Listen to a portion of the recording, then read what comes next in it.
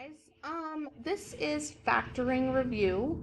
Now remember, this is for quadratics. So, quadratics usually can be written as ax squared plus bx plus c. Okay, that's kind of the term we'll use. And we'll use that more when we do solving with quadratics, but for now, just know that that's how it is. All right, so notice here our a value is 1. And when our a value is 1, that makes life a little bit easier. But notice as we go down, our a value down here is 3, which makes it a little more complicated. So I'm going to show you how to factor using the box method. And when you use the box method, it's the same whether your a value is 1 or not. Okay? So some of you know a shortcut when a is 1, that's great, use it fine. But just know that that shortcut doesn't always, or won't work, I guess, not doesn't always, it will not work when your a value is not 1. So you need to know how to factor the right way, I guess. All right, so what we're going to do first is we want two numbers. I always draw this x, okay, that when you multiply them, they multiply to a times c, and then they add to b. Okay, so in this case, our a is 1. Let me just write it down. Our a is 1. Our b is the number in front of our b, so our b is 8, and our c is 7. Okay, so I want two numbers that multiply to a times c. So basically, they multiply to 1 times 7, which is 7. So two numbers that multiply to 7, and they add to, well, 8 is our b. So they add to 8. If I look at this, okay, what are two numbers that when we multiply them, they multiply to 7, but when we add them, they add to 8? Well, that should be 1 and 7, because 1 times 7 is 7, 1 plus 7 is 8. Okay, so I'm going to rewrite this quadratic. Okay, I'm going to say this is b squared, and hear me out, plus 1b plus 7b plus 7. So all I've done is I've changed this middle one to include these two. Okay, hopefully you can see that these two are the same, just written difference, because 1b plus 7b is 8b.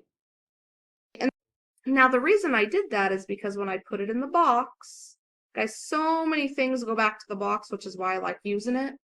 Okay, notice there's 1, 2, 3, 4 spots in here. Well, I have 1, 2, 3, 4 terms up here, so now I can fill it in. So 1b, 7b, 7. Okay, now if I look at this, what's my GCF here? What's my greatest common factor? Well, that's just a b. Okay, and then if I look at this like an area model, if this is b squared, you know you find b squared by b times whatever this is. Well, this has to be b as well. So b times b is b squared. Okay, well, this is b, so this has to be 1 because b times 1 is b. If this is 7b and this is b, this has to be 7. And then if I did everything right, 7 times 1 is 7. Okay, now the cool thing about this is these are my factors. Okay, so this is just b plus 1 and b plus 7.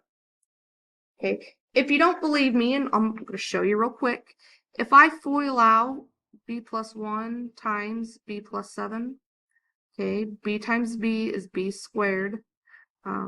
B times 1 is 1b outside, 7b, 7b squared plus 1b plus 7b is 8b plus 7. Okay, this is the same thing. So this is the factored form of this, but do make sure you understand these are the same equations, they're just written very, very differently. All right, now let's look at example 2. Now, because I use the box method, nothing changes. Okay, so I still want two numbers that multiply to a times c. Let's write our a, b, and c here. Our a is 3. Our b is, don't forget this negative, it's a -2. And our c is also a negative, it's a -5. So I want two numbers that multiply to a times c. Well, a is 3, c is -5, so 3 times -5 is -15. Okay, but they add to b, and my b is -2. Okay, so what you need to remember, and you just have to remember this, guys, you want two numbers that multiply to A times C and add to B. Okay, so what two numbers multiply to -15 and -2? Now, this is easy for some of you, but honestly, even the ones that it's easy for, sometimes you get numbers that are a little more complicated. Okay, so I'm just going to, for now, I'm going to forget about negatives and positives. Okay, I'm just going to say, all right, well, if they multiply to 15, what two numbers can I multiply to be 15? Well, that's 1 and 15, or 3 and 5. There's no two other numbers. Okay, now, if it multiplies to -15, that means one of the numbers is negative and one is positive.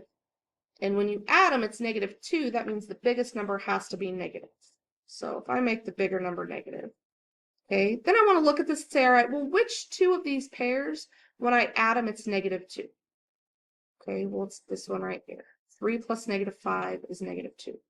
So 3 and -5. Well, 3 times -5 is -15.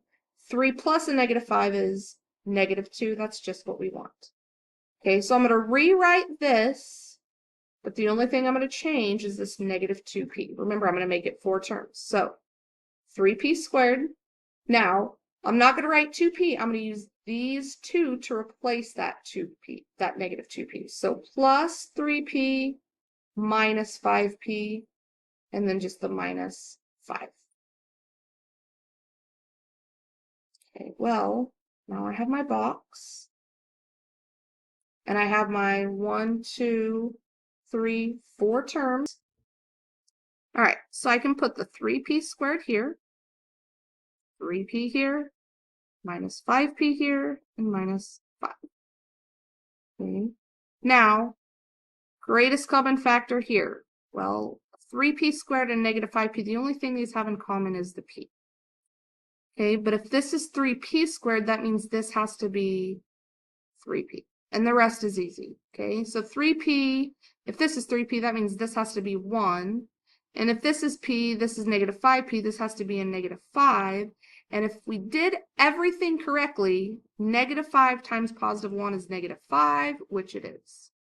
Okay, so here are my two factors. So this is 3p minus 5 times p plus 1. That is the factored form. And if I FOILed this out, we would get this. Remember, this factored form is the same exact as this form up here, just written differently.